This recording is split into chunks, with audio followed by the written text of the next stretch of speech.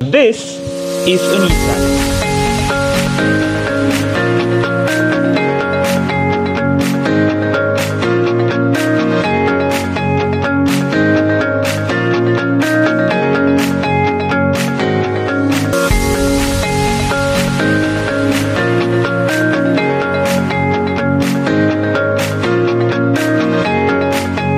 The place that I was born. And what makes it beautiful? And let me tell you this. In Unisan, the heart of Unisan can be tasted in a bowl of sisig. This local favorite with perfectly chopped pork, fresh calamansi with a delicious egg being mixed together is a comforting dish that warms the heart and soul. And in every bowl tells a story of tradition, family, and the rich culinary heritage of the Unisani.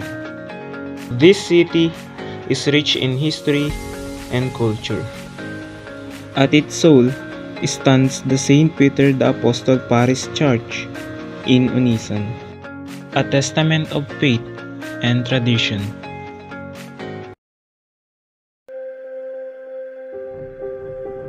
Before the arrival of the Spaniards, Unisan was known as Kalilayan, one of the oldest settlements in the Philippines.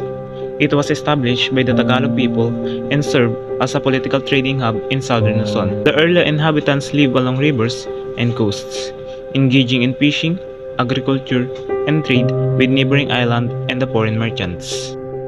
After Philippine independence in 1946, Unisan continued to develop, focusing on agriculture, fishing, and education.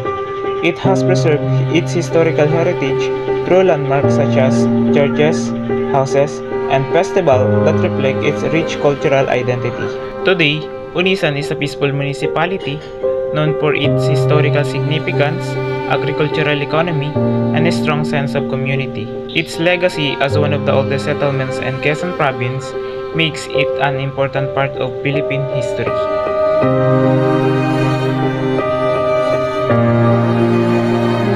And now, I am here at Liwasang Kagitingan. Ang Liwasang Kagitingan ay parke na matatagpuan dito sa Unisan, Quezon. Ang pangalan nito ay naparangalan sa kagitingan ng mga bayani at mahalagang personalidad sa kasaysayan nitong bayan.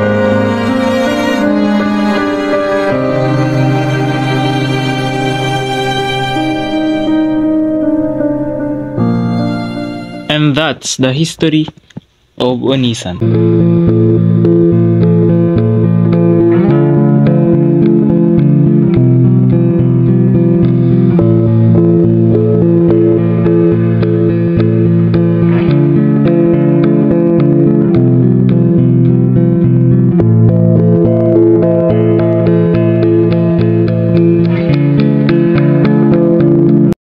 But the question is, what makes it beautiful? It is the people, the warmth of its people. And that's what makes Unisan beautiful.